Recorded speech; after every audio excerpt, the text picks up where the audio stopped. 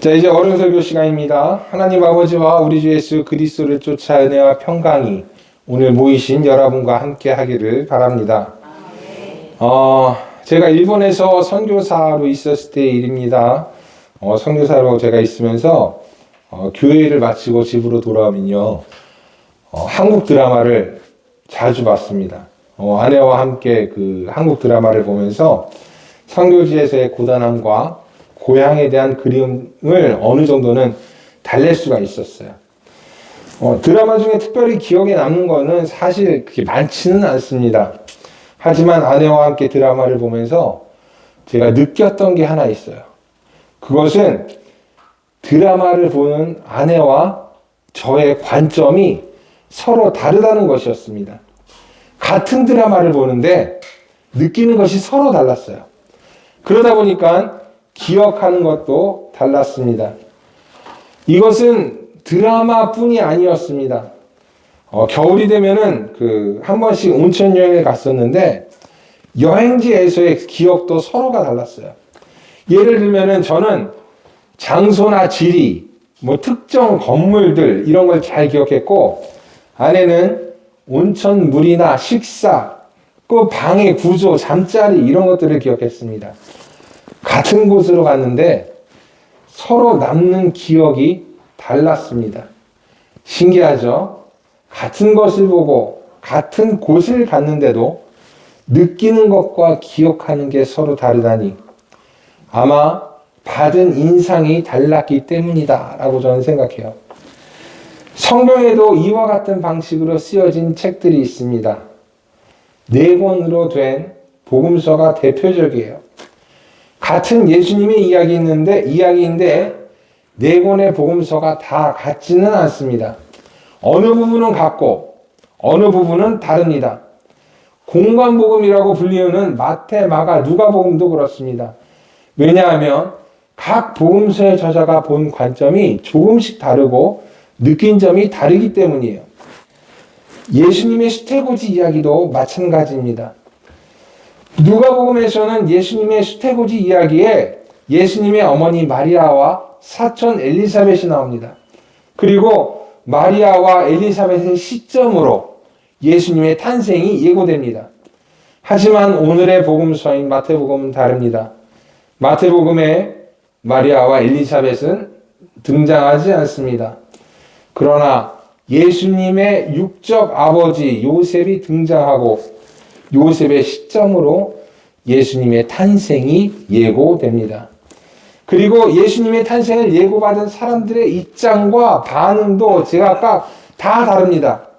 마리아는 먼저 걱정을 해요. 두려워합니다. 하지만 엘리사벳의 축복과 응원을 받고 난 뒤 예수님의 잉태를 기쁨으로 받아들이고 하나님을 찬양합니다. 그 찬양이 여러분 방금 우리 예배의식문에서 불렀던 대영광송 마리아의 찬가예요. 여러분 우리 잘 아는 찬양입니다.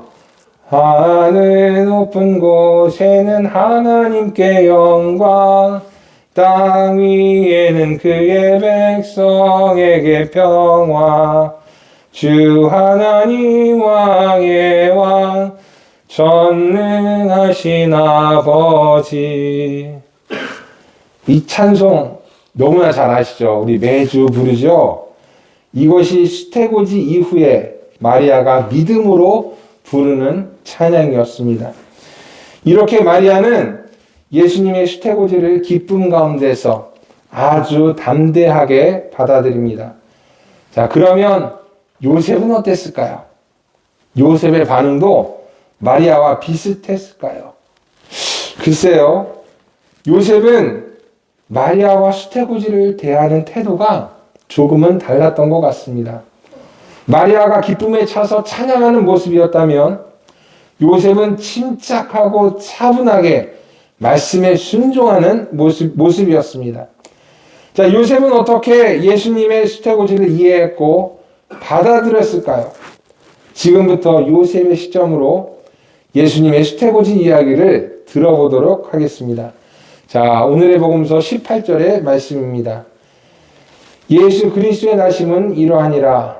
그의 어머니 마리아가 요셉과 약혼하고 동거하기 전에 성령으로 잉태된 것이 나타났더니 라고 쓰여져 있어요. 요셉이 예수님의 수태고지에서 가장 먼저 들은 소식은 약혼한 아내 마리아의 임신 소식이었습니다. 이 소식이 요셉에게 얼마나 황당하고 고통스러운 소식이었는지 알기 위해 잠시 당시의 결혼 문화에 대해서 이야기해 보도록 하겠습니다. 이스라엘의 이 전통적인 혼례에 따르면 약혼과 결혼이 분리되어서 열려요. 결혼을 위해서는 먼저 중매가 시작되고 그 다음에는 약혼이 진행되며 그 이후에야 결혼식을 올릴 수 있었습니다. 약혼을 위해서는 신랑은 신부를 위해서 모하르라고 불리우는 결혼 지참금을 가져와야 했습니다. 그리고 이를 신부 측에서 수락하면 법적으로 결혼할 수 있는 사이가 됩니다. 하지만 둘의 동거나 동침은 금지되어 있었습니다. 신랑은 신부를 위해서 살 집을 마련해야만 결혼할 수가 있었어요.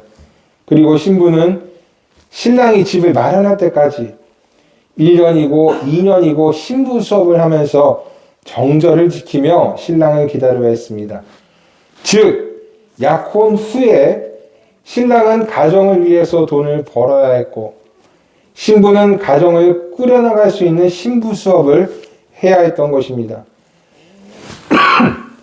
만약 이 기간에 신랑이나 신부에게 새로운 사랑이 찾아온다고 해도 이 한 약혼을 파기할 수는 없었습니다.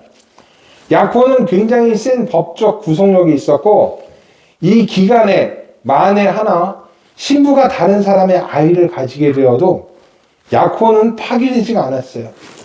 그래서 약혼한 신부가 다른 사람의 아내를 임신하게 될 경우에는 그 남자도 임신한 여자도 사형에 처해졌습니다. 돌을 던져서 죽이는 석형에 처해졌어요. 신명기 22장 23절에서 24절에 이에 대한 처벌이 쓰여져 있습니다. 이처럼 약혼 중 신부의 임신 소식은 신랑에게는 큰 고통이었고 신부에게는 죽음을 가져다 주는 일이었습니다. 그런데 이런 끔찍한 소식을 요셉이 듣게 됩니다. 마리아의 임신 소식을 들은 요셉이 얼마나 괴로워했을지, 얼마나 혼란에 빠지고 얼마나 힘이 들었을지 우리는 짐작할 수가 있어요. 이제 요셉이 이 사실을 드러내면 약혼은 자동적으로 파기됩니다. 요셉은 신랑으로서 낸 모하르 지참금을 돌려받게 될 것이고 다른 사람과 다시 약혼할 수 있게 됩니다. 그러나 마리아는 전혀 다른 입장이 됩니다. 마리아는 이혼당할 뿐만 아니라 간음한 여인이 되어서 돌을 맞아 죽게 될 것입니다. 그렇기 때문에 요셉은 이 일을 드러내려 하지 않습니다. 가만히 관계를 끊고자 했습니다.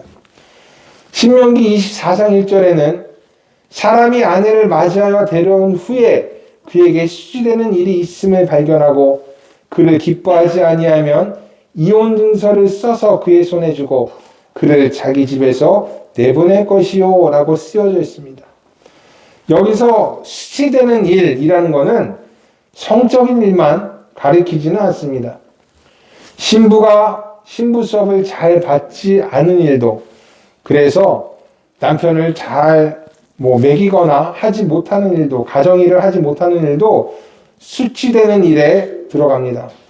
그래서 요셉은 자신이 준 지참금을 돌려받지는 못하더라도 가만히 관계를 끊는 것으로 다시 말해 마리아와의 약혼을 그냥 이혼으로 매듭 지으려고 한 것입니다. 그리고 이는 하나님께서 보시기에 의로운 행동이었습니다. 그랬기 때문에 오늘의 복음서 19절에서는 요셉을 의로운 사람이라 라고 칭하고 있는 것입니다. 그러나 이 마리아의 수태는 하나님께서 하신 일이었어요. 하나님의 계획 속에서 일어난 일이었고 우리 모든 인류를 위한 하나님의 뜻이었습니다. 그래서 하나님은 요셉에게 당신의 사자를 보내십니다. 20절에서 21절에 있는 말씀입니다. 이 일을 생각할 때에 주의 사자가 현몽하여 이르되 다윗의 자손 요셉아 내 아내 마리아 데려오기를 무서워하지 말라. 그에게 잉태된 자는 성령으로 된 것이라. 아들을 낳으리니 이름을 예수라 하라. 이는 그가 자기 백성을 그들의 죄에서 구원할 자이심이라 하니라. 라고 쓰여졌어요. 하나님께서는 요셉에게 이 모든 일이 당신의 계획이라는 것을 말씀하십니다. 사람의 아이를 잉태한 것이 아니라 하나님의 아들을 잉태한 것임을 말씀하세요. 그리고 이를 통해서 하나님의 백성들을 죄에서 구원할 메시아가 탄생할 것이다 라는 것도 가르쳐 주십니다. 그래서 마리아에게서 나온 아이는 이미 성별도 이름도 정해졌던 것입니다. 특히 그 이름은요, 우리가 잘 아는 이름이죠. 예수라는 이름이었는데 이는 당시 흔한 이름들 중에 하나였습니다. 하지만 그 이름이 우리 메시아의 이름이 된 것은 그 뜻이 남달랐기 때문이에요.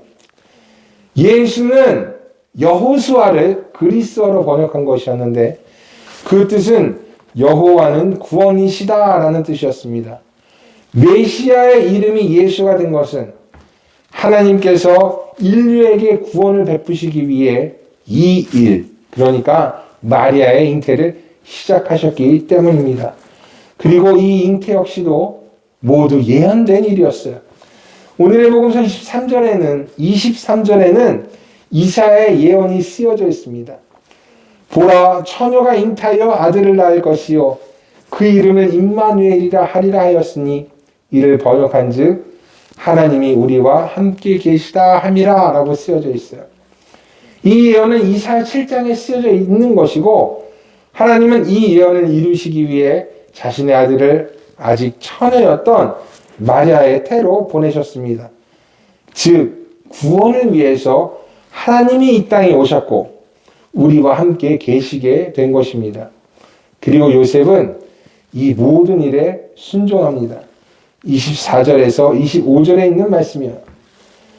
요셉이 잠에서 깨어 일어나 주의 사자의 분부대로 행하여 그의 아내를 데려왔으나 아들을 낳기까지 동침하지 아니하더니 나음의 이름을 예수라 하니라.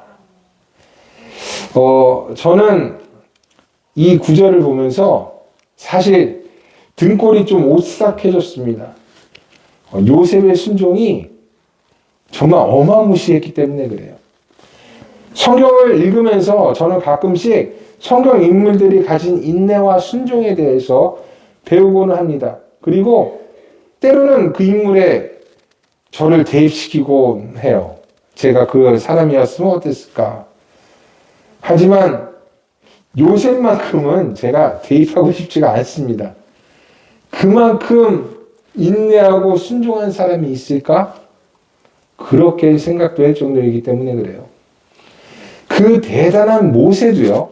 여러분 그 엄청난 일을 한 모세도 하나님이 부르실 때 바로 순종하지 않았습니다. 몇 번이나 하나님의 말씀을 거부하면서 결국 모세가 뭐라고 얘기하냐면 하나님 보내실 만한 자를 보내세요 라고 이렇게 대꾸합니다. 사사 기드온도 마찬가지였어요. 하나님을 몇 번이나 시험하면서 계속해서 하나님 증거를 보여주세요 증거를 보여주세요 이렇게 요구했습니다. 지혜의 왕 솔로몬도 말년에 하나님을 2번이나 배웠지만 결국 하나님 배교하고 떠났어요. 엘리야도 끝까지 인내하지 못하고 로뎀 나무 밑에서 그냥 이렇게 할 거면 나를 죽여달라 라고 하나님께 이렇게 불평하면서 맡겨진 모든 일을 포기했습니다. 요나는 어때요? 요나 역시도 하나님의 명령을 따라 니느웨에 가지 않았고 하나님께서 니느웨를 용서하시자 불평과 불만을 그 자리에서 막 털어놨습니다. 이처럼 성경의 대단한 인물들도 하나님의 말씀을 순순히 순종하고 따르지 않았습니다. 그러나 요셉은 달랐어요. 요셉은 마리아처럼 천사의 말에 담대히 답하고 기쁨에 차서 찬양하지는 않았지만 한마디의 대꾸도 불평도 없이 천사의 분부를 따랐습니다. 마리아를 데려왔고 인내했고 출산을 도왔어요. 성경 어디에서도 찾아볼 수 없는 정말 등골이 오싹할 정도의 대단한 순종이었습니다. 그래서 저는요, 이런 사람이기 때문에 예수님의 육적인 아버지가 될 수 있지 않았나 그렇게 생각합니다. 그리고 하나님에 대한 예수님의 순종을 보면서 예수님 역시도 자라면서 이 아버지 요셉의 영향을 많이 받았겠구나라고 생각했습니다. 정말 대단한 믿음이고 인내이고 순종이었습니다. 요셉의 크리스마스는요, 이렇게 요셉을 찾아왔습니다. 마리아에게는 기쁨과 담대함의 성탄이었겠지만 요셉에게는 인내와 순종의 성탄이었습니다. 이처럼 성탄은요, 누구에게나 같은 모습으로 찾아오지는 않습니다. 어떤 이에게는 기쁨으로, 어떤 이에게는 담대함으로, 어떤 이에게는 행복으로, 어떤 이에게는 인내와 순종으로 찾아옵니다. 그리고 하나님은 이 모든 것을 협력해서 선을 이루십니다. 기쁨만으로, 행복만으로 이루시는 게 아니에요. 인내와 순종까지도 전부 다 합력해서 선을 이루셨어요. 그래서 우리의 성탄은 더 가치가 있는 것입니다. 이 모든 일을 통해서 우리에게 구원이 임했기 때문입니다. 하나님의 구원이 다양한 모습을 통해서 우리에게 임했기 때문에 그래요. 지금 우리는 어떤 모습으로 성탄을 기다리고 있습니까? 어떤 모습이든 어떤 마음이든 하나님은 성탄을 기다리는 모든 사람들을 기뻐하십니다. 그리고 기다리는 사람들에게 하나님의 큰 일을 행하실 것이고 이 그들을 통해서 하나님의 놀라운 일을 행하실 거예요. 여러분 모두가 하나님의 백성이고 구원에 합당한 사람들이기 때문입니다. 이 성탄의 기쁜 소식이 언제나 여러분과 함께 하기를 바랍니다. 그리고 여러분의 가족과 이웃들, 성탄을 인내 가운데 기다리고 보내는 모든 사람들, 성탄이지만 소외되고 어려움을 당하는 사람들, 그런 사람들의 위에 전해지기를, 기쁜 소식이 언제나 함께 하기를 주님의 이름으로 축복합니다. 모든 지각에 뛰어난 하나님의 평강이 그리스도 예수 안에서 여러분의 생각과 마음을 지키시기를 원합니다. 기도하겠습니다.